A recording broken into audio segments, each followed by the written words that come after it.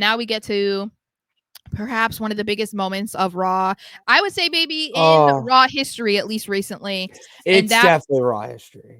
That was the New Day 10-year anniversary celebration. We thought that it was going to be just Kofi and Xavier, and things were seeming like a little bit chummy at first, and then they sat us down like parents are about to get divorced, and it seriously was. It's not you guys. When they said that, I was like, "What the?" It's not your fault. It's like, all right, we're all the kids. I wish I was never born. They're our daddy, yeah. So it's like, daddies, no, that's what it felt like. So as they were seemingly about to break up the New Day, Big E comes out and he lays his heart on the line. So one of the things that we'll get into more, but the thing that I loved about this segment too was just how raw and real it was. Like, I love that Big E, you could tell Big E maybe had some talking points, but he was just riffing. He was just going off the top of the dome, going from his heart. So that, I think, was an element that we needed in this segment, because I think that is partially what made it so good. And it felt like, okay, Big E got through to them, guys. Like, finally, we're gonna see your manager. I was like, oh my God, it's happening. I know. Holy shit, I was wrong. Nope. That's what it looked like. And then the swerve of the century happened. I thought the swerve was going to be Kofi turns on Xavier. I was like, that is as far as I think they'll go. But no. Our guys, Xavier and Kofi, turned on Big E. This was insane. I don't think anybody, and even in their wildest predictions, could have ever thought that Xavier Woods and Kofi Kingston were going to be the ones to team up together and turn on Big E, claim he abandoned them, claimed that he chose other people in other ventures over them. Especially after this man just laid his heart on the line, talking about how he got to finally meet your new baby daughter, that you were the first one, that I did this, and you were by my side when I was in the hospital. And these guys sit back and be like, well, other wrestlers came back after neck injuries. What? This was so well done. As you said, I wasn't one of those people, but lots of people got emotional. Me right here. It was, this to me was like the epitome of what the Triple H era is and will be. That's like what it felt like to me.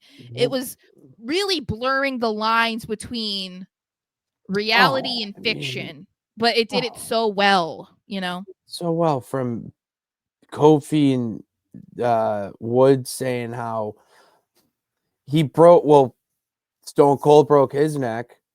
Kurt Angle broke his neck, which they should have mentioned that he won a gold medal with a broken freaking neck. I know, but they're trying to be the bad guys, though. They can't be getting the crowd riled up and involved. Hey, that is true. In your head, though, you heard them say Kurt Angle broke his neck, and you're like, yeah, he won a gold medal with a broken freaking neck.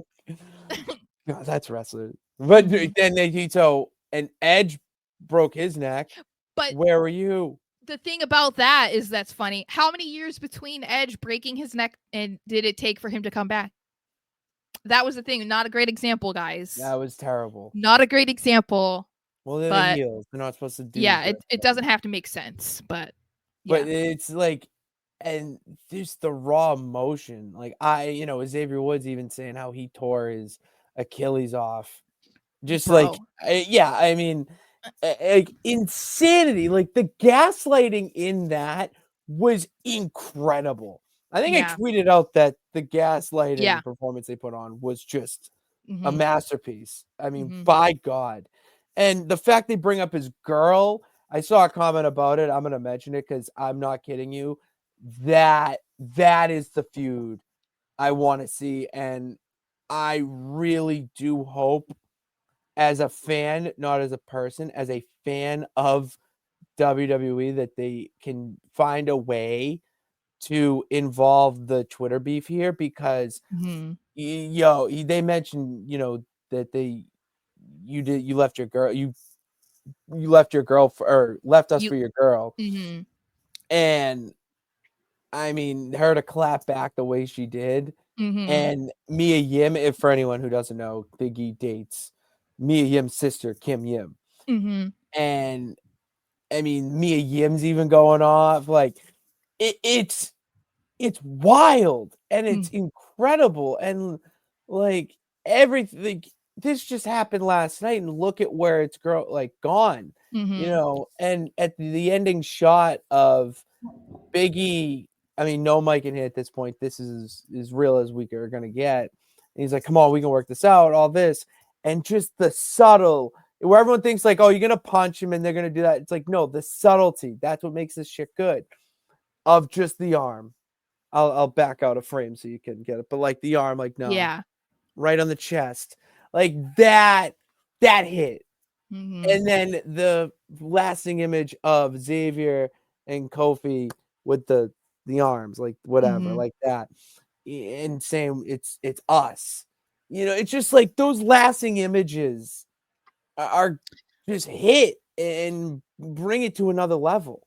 And I think the storyline potential from this is interesting because if you think about it, how long has it been? It's been a couple months that we've seen this, back and forth between Kofi and Xavier. And now it looks like it wasn't real. It was a ploy. They were both feeling, I don't know, neglected by Big E. And so they were like, okay, well, if we put on these performances and it's not at the cost of nothing, really, then maybe we can get E to come out, blah, blah, blah. Right. So it's like they could go down that route. I also kind of wonder, this just came to my head. I kind of wonder if Big E has maybe been cleared or is Mhm. nearing being cleared. No, yeah, it has to And because they that is mentioned. why he was there, why they went about it this way.